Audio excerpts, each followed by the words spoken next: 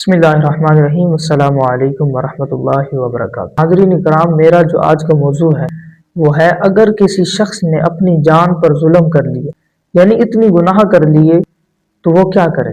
अल्लाह ताला ने क्या इरशाद फरमाया। अल्लाह ताला ने फरमाया, ऐ ईमान वालो, अगर तुमने अपनी जान पर जुल्म कर लिया, किसके दर पे आ जाओ, रसूलुल्लाह सल्लल्लाहु अलैहि वसल्लम के दर पे आ जाओ। वाक़या मशहूर है उसका नाम के शख्स का।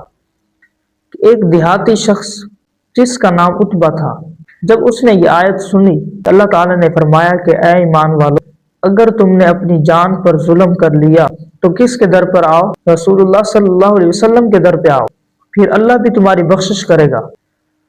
तो उतबा नाम का जो शख्स था वो रसूलुल्लाह सल्लल्लाहु अलैहि वसल्लम के कब्र अनवर पर हाजिर हुआ और आकर सलाम भी अर्ज किया और कहा, या रसूलुल्लाह सल्लल्लाहु अलैहि वसल्लम, बेशक मैंने अपनी जान पर जुल्म कर लिया, तो कि मैं मगफिरत की तलब लेकर आया हूँ और मुझे यकीन है कि आप मेरी बख्शिश करा देंगे। तो वो शख्स यही कहकर चला गया।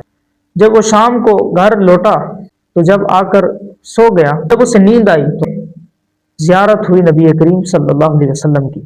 नबी पाक अलैहिस्सलाम ने इरशाद फरमाया कि ऐ उतबा, अगर तुमने मेरी इताअत करनी है तो पहले मेरे रसूल की इताअत करो। मैं युती रसूला फ़क़द अता अल्लाह। तो हमारा जो वसीला है सिर्फ रसूलुल्लाह सल्लल्लाहु अलैहि वसल्लम की ज़ात है। तो हमें भी चाहिए कि हमें सिर्फ रसूलुल्लाह सल्लल्लाहु अलैहि वसल्लम के दर पर जाकर माफ़ी मांगना चाहिए कि अगर हमने अपनी जान पर जुल्म कर लिया है तो हमें भी चाहिए कि हम अपने आका सल्लल्लाहु अलैहि वसल्लम के दर पे हाजिर हो जाएं।